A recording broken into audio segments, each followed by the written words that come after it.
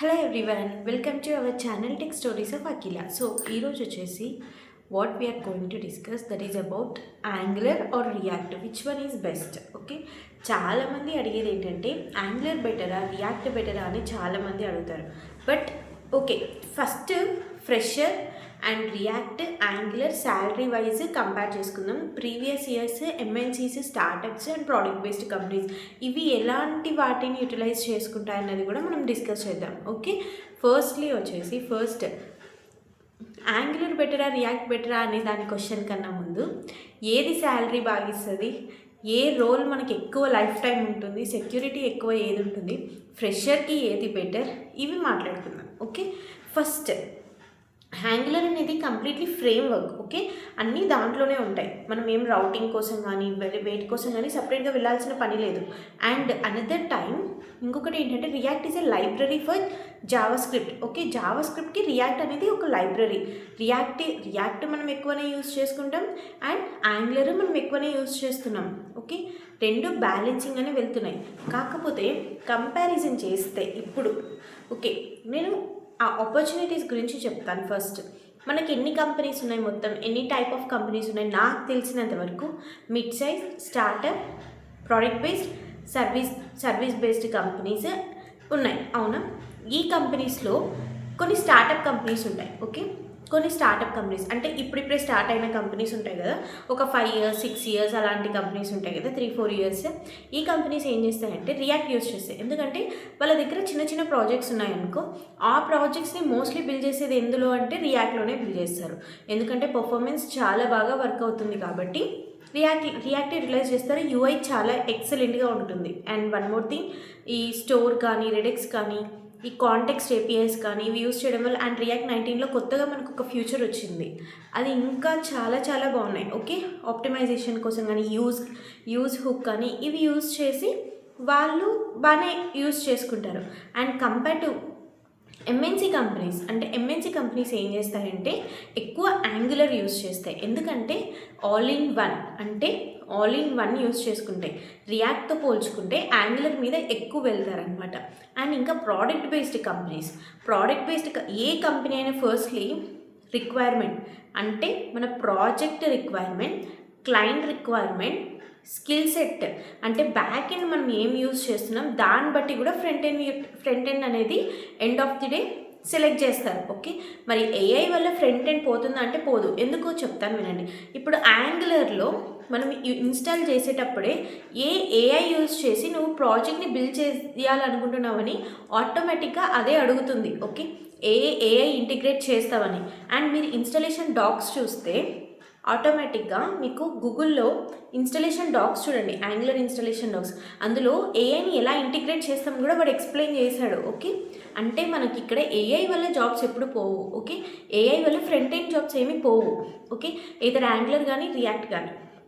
నేనేం చెప్తానంటే ఎవరైతే రియాక్ట్ నేర్చుకున్నారో ఓకే, వాళ్ళ శాలరీస్ అకార్డింగ్ టు ది ట్రెండ్స్లోనే ఉంటాయి. అండ్ యాంగులర్ నేర్చుకున్న వాళ్ళది కూడా ట్రెండ్స్లోనే ఉంటుంది. ఓకే, శాలరీస్ ఇద్దరివి కంపేర్ టు యాంగులర్, రియాక్ట్కి శాలరీ కొంచెం ఎక్కువ ఇస్తారు. ఓకే, ఎందుకంటే లేటెస్ట్ ట్రెండ్ కాబట్టి. ఓకే, అండ్ యాంగులర్కి ఎక్స్పీరియన్స్ బట్టి ఎక్కువ ఇస్తారు. ఓకే, ఫ్రెషర్కి ఎక్కువ ఇస్తారు. బట్ 4 LPA 3 LPA అలా స్టార్ట్ అయినా కూడా రియాక్ట్కి కొంచెం ఎక్కువ ఉంటుంది salary compare to Angular. Okay, కానీ ఈ మధ్య కాలంలో ఏమైందంటే కొన్ని ప్రాజెక్ట్స్ యాంగులర్ నుంచి రియాక్ట్లోకి మైగ్రేట్ అయిపోతున్నాయి. ఎందుకు? రియాక్ట్ ఎక్కువ యూటిలైజ్ చేసుకుంటున్నారు చిన్న చిన్న కంపెనీస్ కానీ కొన్ని పెద్ద కంపెనీస్, ఎంఎన్సీ కంపెనీస్ అయినా సరే.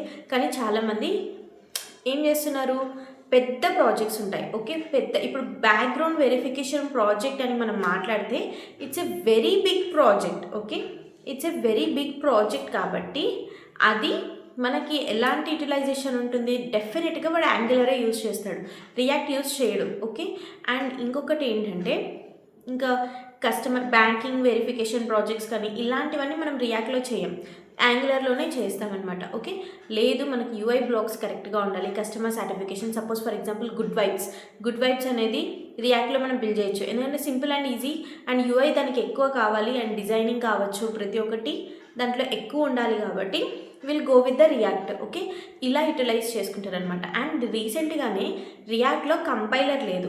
ఇంతకుముందు రీసెంట్గానే మనకు రియాక్ట్ 18లోనో 19లోనో కంపైలర్ కూడా యాడ్ అయింది కాబట్టి దాని పాపులారిటీ ఇంకా కొంచెం పెరిగింది. ఓకే, సో కొన్ని యాంగులర్ ప్రాజెక్ట్స్ ఏం చేస్తున్నారంటే రియాక్ట్లోకి మైగ్రేట్ చేస్తున్నారు అకార్డింగ్ టు ది కంపెనీస్. ఇప్పుడు కంపెనీస్లో జరిగేది నేను చెప్తున్నాను. ఓకే, కొన్ని కంపెనీస్లో జరిగేది, అన్ని కంపెనీస్ అని చెప్పట్లేదు.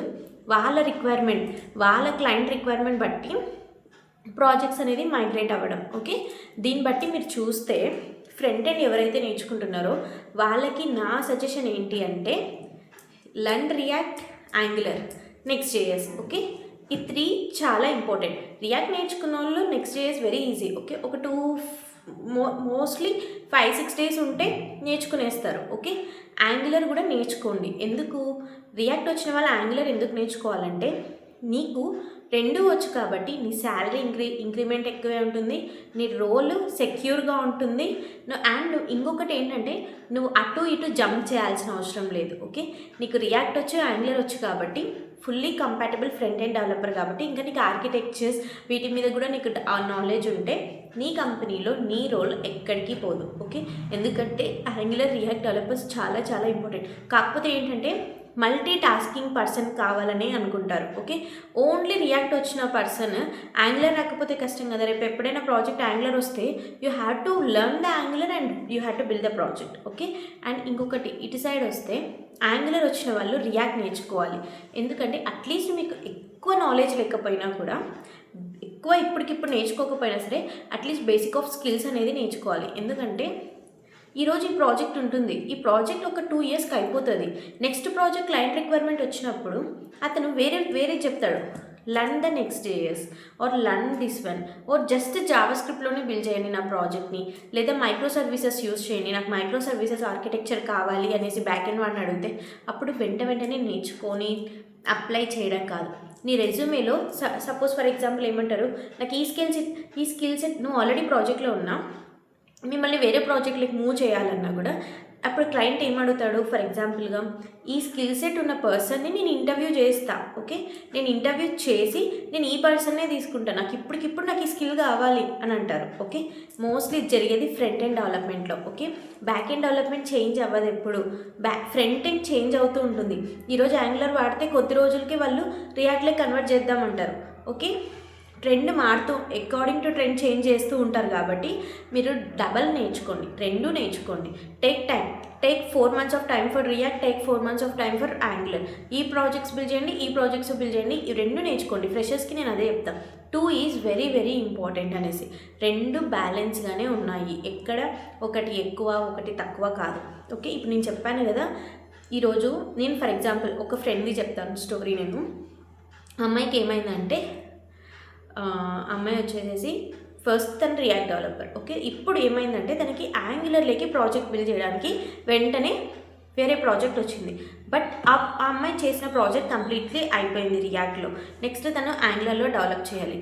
సో తను యాంగులర్లో డెవలప్ చేయాలి కాబట్టి ఏం చేస్తారు, క్లయింట్ వాళ్ళు ఒక ఇంటర్వ్యూ తీసుకుంటారు. That is an business unit interview. Okay, ఒక బిఓ ఇంటర్వ్యూ తీసుకుంటారు. ఫస్ట్ పర్సన్ని ప్రాజెక్ట్లోకి తీసుకునే ముందు ఇంటర్వ్యూ చేస్తారనమాట. ఓకే, ఇంటర్వ్యూ చేసేటప్పుడు తన స్కిల్ సెట్ యాంగులర్ మీద లేదు. ఓకే, తన స్కిల్ సెట్ యాంగులర్ మీద లేకపోవడం వల్ల తను రిజెక్ట్ అయిపోయి బెంచ్ మీదకి వెళ్ళిపోయింది.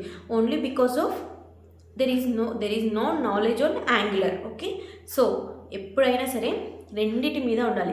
ఫ్రంట్ ఎండ్ వాళ్ళు ఎప్పుడు సరే angular, react, next JS, redex, just testing techniques కానీ అండ్ వెనిలా కానీ ఇలాంటివన్నీ నేర్చుకోవాలి. ఫ్రంట్ ఎండ్ ఎప్పుడూ ఇంక్రీజ్ అవుతూనే ఉంటుంది, వెబ్ డెవలప్మెంట్ ఎప్పుడూ ఉంటుంది, అండ్ ఏఐ ఇంటిగ్రేట్ చేసి మనం ఎప్పుడు ప్రాజెక్ట్స్ బిల్డ్ చేస్తూనే ఉంటాం. But still we need to learn both. Okay, that's all about the video. ఇప్పుడు అర్థమైంది కదా 2 చాలా ఇంపార్టెంట్ అనేసి. Okay, that's all about the video and thank you and please subscribe to our channel.